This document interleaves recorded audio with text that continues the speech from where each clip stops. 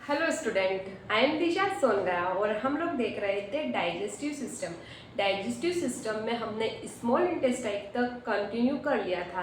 Then small intestine में ही हम अब देखेंगे इसके फंक्शन किस टाइप से होता है और जो फूड है उसका डाइजेशन किस टाइप से होता है। तो हम स्टार्ट करते हैं फंक्शन ऑफ स्मॉल इंटेस्टाइन से। तो फर्स्ट क्या है, जो स्मॉल इंटेस्टाइन है ये क्या करती है, तो पेरिस्टलेसिस मूवमेंट इसमें स्टिमुलेट होता है किसकी हेल्प से, तो पैरासिम्पैथेटिक नर्वस सिस्टम की हेल्प से। जो पैरासिम्पैथेटिक नर्वस सिस्टम स्टिमुलेट करता है किसको, तो पेरिस्टलेसिस मूवमेंट को। किसमें, तो स्मॉल इंटेस्टाइन में। तो उससे क्या होता है, जो फूड पार्टिकल है स्टमक से आने के बाद किसमें कन्वर्ट हो रहा है, काइम में कन्वर्ट हो रहा है। तो वो अगेन वो स्मॉल पार्टिकल में डिवाइड हो, अगेन उसका ब्रेकडाउन हो और क्या हो, डाइजेशन हो। किसकी हेल्प से, तो पेरिस्टलेसिस मूवमेंट की हेल्प से। पेरिस्टलेसिस मूवमेंट में क्या होता है, तो कॉन्ट्रेक्शन होता है मसल्स का। देन नेक्स्ट पॉइंट क्या है, तो सिक्रीशन ऑफ इंटेस्टिनल जूस। तो जो पैरासिम्पैथेटिक नर्वस सिस्टम है इसकी हेल्प से अगेन क्या होता है, तो इंटेस्टिनल जो जूस होते हैं उनका सिक्रीशन भी होता है, जिससे क्या होगा, डाइजेशन होगा कॉम्प्लेक्स मॉलिक्यूल्स का और उनका ब्रेकडाउन होगा।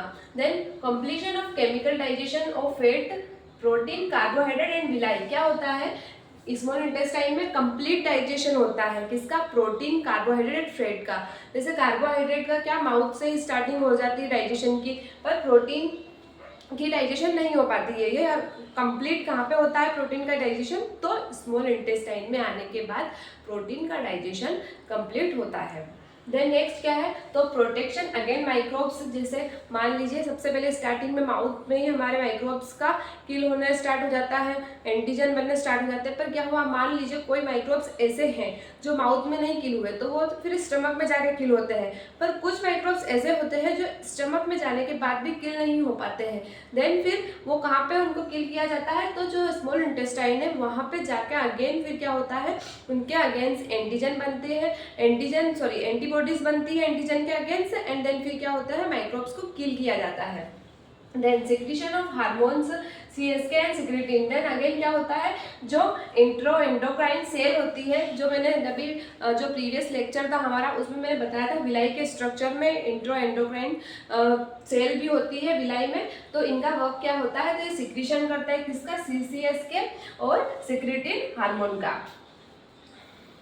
देन नेक्स्ट क्या है अब, तो एब्जॉर्प्शन ऑफ न्यूट्रिएंट मीन्स इसमें और क्या होता है, जो भी न्यूट्रिएंट्स होते हैं उनका एब्जॉर्प्शन भी होता है किसमें, तो स्मॉल इंटेस्टाइन में। देन अब क्या है, chemical digestion in small intestine. अब जो स्मॉल इंटेस्टाइन है उसमें केमिकल डाइजेशन किस टाइप से होगा, ठीक है। जैसे मैकेनिकल डाइजेशन तो कहाँ से स्टार्ट हो जाता है, हमारे माउथ पार्ट से ही मैकेनिकल डाइजेशन स्टार्ट हो जाता है। मैकेनिकल डाइजेशन किस टाइप से, तो जो लार्ज फूड पार्टिकल है उनको हमारे टीथ की हेल्प से स्मॉल किया जाता है। देन अगेन स्टमक में भी।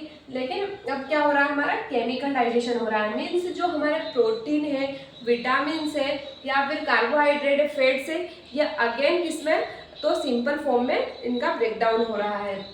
जैसे इंटेस्टिनल, जैसे कार्बोहाइड्रेट हो गया तो ये किसमें टूटेगा, तो मोनोसेकेराइड्स में, प्रोटीन, अमीनो एसिड्स में। ये क्या हो रहा है, इनका सिंपल फॉर्म में इनका ब्रेकडाउन हो रहा है।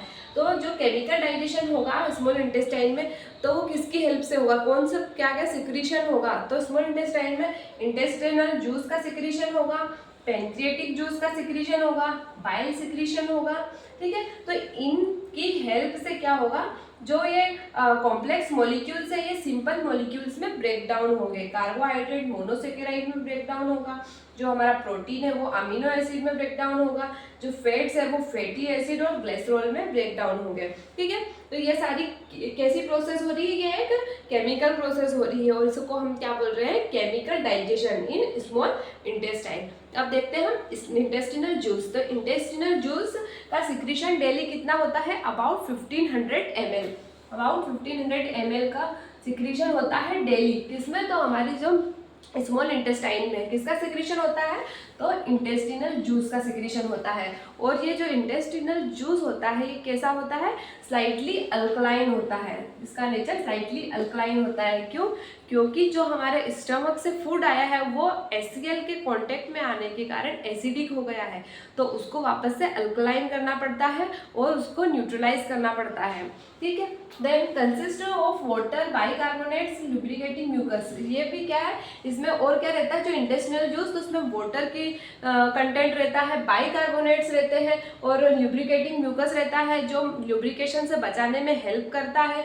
और बाइकार्बोनेट क्या करता है, तो जो एसिडिक फूड है उसको न्यूट्रलाइज करने में हेल्प करता है। ठीक है, then intestinal juice does not contain any digestive enzyme, means intestinal juice के पास अपना कोई एंजाइम नहीं होता है। क्यों एंजाइम नहीं होता है? क्योंकि जो एंट्रोसाइड होता है वो भी मैंने आपको विलाई का जब स्ट्रक्चर बताया था, जब मैंने बताया था कि एंट्रोसाइट की पोजीशन कौन सी होती है, तो जो एंट्रोसाइट है उसके पास अपने एंजाइम होते हैं, किसके लिए, तो प्रोटीन, कार्बोहाइड्रेट, फैट एक्सेट्रा को डाइजेस्ट करने के लिए उसके अपने एंजाइम्स होते हैं। इसीलिए जो इंटेस्टिनल जूस है उसको अपने कोई अलग से जूस एंजाइम की बनाने की ज़रूरत नहीं पड़ती है।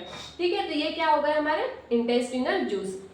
देन नेक्स्ट क्या है अब हमारा पेनक्रिएटिक जूस। तो पेनक्रिएटिक जूस का सिक्रीशन कहाँ से होता है, एक्सोक्राइन पेनक्रियास से। मीन्स जो पेनक्रियास है ये 2 टाइप्स का होता है, एक तो एक्सोक्राइन होता है और एक एंडोक्राइन होता है। एंडोक्राइन क्या करता है, तो जो हार्मोन्स होते हैं उनका सिक्रीशन करता है। वहीं जो हमारा एक्सोक्राइन पेनक्रियास है ये किस में हेल्प करता है, तो डाइजेशन में हेल्प करता है। ठीक है, तो ये क्या करता है, सिक्रीशन ऑफ एक्सोक्राइन पेनक्रियास से, एक्सोक्राइन पेनक्रियास से इसका सिक्रीशन होता है पेनक्रिएटिक जूस का। देन डेली कितना होता है, तो 1500 ml सिक्रीशन होता है, और वो भी कहाँ पे, तो ड्यूडेनम में सिक्रीशन होता है, किसका, पेनक्रिएटिक जूस का, एक्सोक्राइन पेनक्रियास से वो भी। और जिसमें क्या कंटेंट रहता है, तो वाटर कंटेंट रहता है, मिनरल सॉल्ट्स, साथ ही कुछ एंजाइम होते हैं जैसे लाइपेज हो गए, लिपिड को डाइजेस्ट करने के लिए एमाइलेज हो गए, कार्बोहाइड्रेट के लिए न्यूक्लियस हो गए, जितने भी हमारे न्यूक्लिक एसिड है, DNA है, RNA है, उनको डाइजेस्ट करने के लिए ट्रिप्सिनोजन हो गए, कीमोट्रिप्सिनोजन हो गए। ठीक है, तो ये सब क्या करेंगे, ब्रेक डाउन करने में हेल्प करेंगे। देन जो हमारा पेनक्रिएटिक जूस है उसका नेचर भी कैसा होता है, अल्कलाइन होता है। pH कितना, 6 या 6 to 8 हम बोल सकते हैं। मीन्स इसका वर्क भी क्या है कि जो हमारा HCl के साथ मिक्स होके जो फूड आया है, उस जो एसिड फॉर्म में आया है उसको क्या करना, न्यूट्रलाइज करना, उसको अल्कलाइन करने के हेल्प से वो न्यूट्रल हो जाएगा, और जो हमारी लेयर है स्टमक स्मॉल इंटेस्टाइन की वो भी हार्म ना हो सके। देन नेक्स्ट क्या है, तो pancreatic juice stimulate by CCK and secretin act endocrine cell. Means इसमें क्या लिखा है, जो पेनक्रिएटिक जूस है ये क्या कर रही है, तो ये स्टिमुलेट हो रही है कहाँ से, तो CCK और सिक्रीटिन से। मीन्स जो एंडोक्राइन सेल है ये क्या करेगी, हार्मोन का सिक्रीशन करेगी। कौन से हार्मोन का सिक्रीशन करेगी, तो CCK एंड सिक्रीटिन हार्मोन का सिक्रीशन करेगी। देन ये हार्मोन क्या करेंगे, स्टिमुलेट करेंगे किसको, तो जो पेनक्रिएटिक जूस है उसको स्टिमुलेट करेंगे। इस टाइप से इसमें बताया गया है। ठीक है, देन नेक्स्ट हम आगे क्या देखेंगे, हम बाइल और आगे के जो है टॉपिक्स उनको। ठीक है, थैंक यू।